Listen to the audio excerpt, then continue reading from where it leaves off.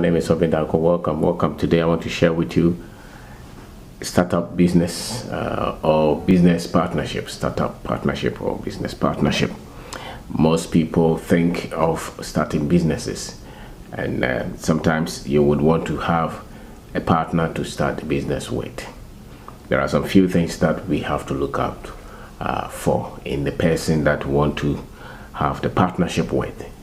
It's make or break for the business. They say that it is always good to go with somebody in terms of business, because then they bring in a whole different network, finances, expertise, and you also bring in something different, and you are able to grow the business faster. And a lot of the problems you can at least share them when you have a good partner. But if you have a bad partner, then there is no business at all. One of the things that will break the business, destroy the business, one of the things that would make most businesses not successful, apart from the business not having a very good concept in terms of the need for the business, the other major threat to the business is the kind of partner that you have, if you have to have a partner at all. And some of the things that you have to look out for, very key. If you don't have them and you just happen to have a partnership with somebody, it's so likely that the business will not work. So some of the things you look for: the expertise, the kind of business that you're doing, the partnership that you're looking for. What is it that you're looking for? Are you looking for expertise from the person? Is it financing that you're looking for?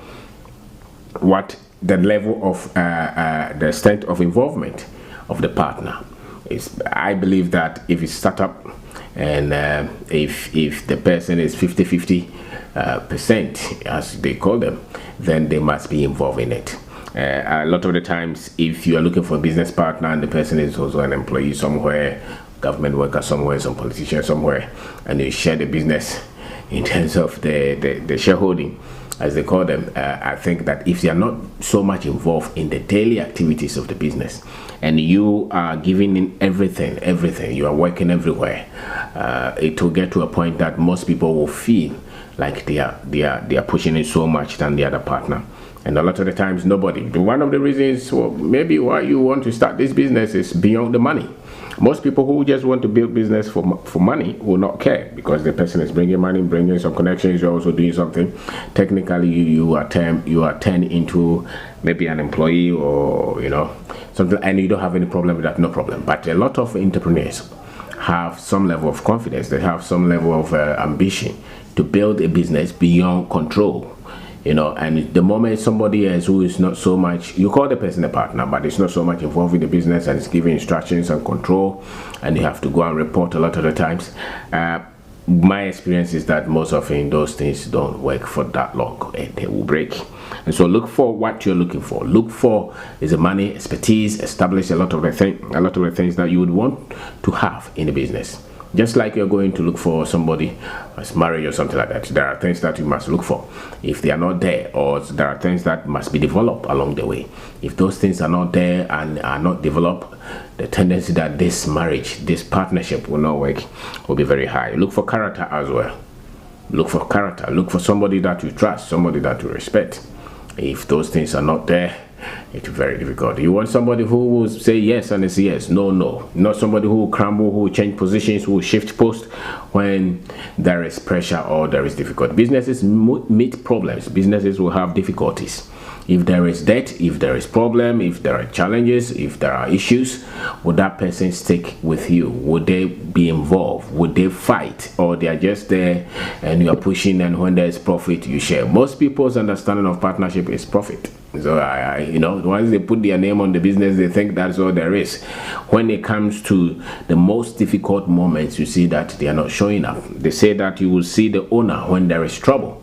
A lot of the times, the owner is not seen when there is profit, when there are rewards. No, most of the times when everybody else is running away and there is problem, they go for the rare owner, the rare leader of the business. And so look for somebody who has character to withstand and to take pressure and to go by their word. The other thing will be if they are in for the long term or the short term. Some people just say, I remember there was a time I had some interaction with some people like that, and their main reason, the reason that they were in that thing was for them to get money. So, and I was looking at how do we build business, and so obviously we had different visions. So there was division, because we're not seeing. Once both if it's a partnership, you must at least have some common goals, some common vision for the business. And so if you're building it for the long term, which means that you're going to do a lot of sacrifices, you're going to pump a lot of the profit, a lot of the project back into the business, but they are looking for taking the money and buy a Land Cruiser and Pajero, or going to build a house or having some status, changing something. So you have to know, are you building for now or are you building for the future? These things will inform the kind of partner that you take, and make sure that they are ready to work. They're ready to work, especially if it's a first business, because there are a lot of things that you are going to learn. There are a lot of things that you're going to study. So my name is Wabe Dago. I'm talking about business partnership or startup partnership. If it's a first business, and it's so likely that maybe you want to go with somebody, a friend, a family member, or somebody you just meet. A lot of the times you don't do a lot of background checks, or maybe it's just a friend. The fact that the person is a friend does not mean that he's built to take up the difficulties, the challenges that come with business. Apart from just the skill sets, there is a psyche, there is a mindset of somebody who is going into business. An entrepreneur must see the way things run differently from somebody else who is not an entrepreneur. So if they have not developed the mindset and the willingness, because it's a journey that is not that so straightforward. There will be a lot of things. There will be a lot of things that you will not be happy with. There will be a lot of problems. There will be a lot of difficulties. There will be a lot of disappointment, betrayals. These things come with business. And so if the partner does not have a lot of understanding of this, there will be problem. And if the skill set is also not there will be problem. How do they understand the particular business that you're running? How do they understand money? How are they able to even pick the right talents and train them? The processes of the business, where it's also going to affect their family life, whether you like it or not. Their wife or their husband will also be talking. Is the person in a position to handle all these pressures that come from everywhere? So because it's easier when you have a good partner that you're building a business with, but it's more dangerous when you have a bad one. Then it's better to go alone than to go with somebody else.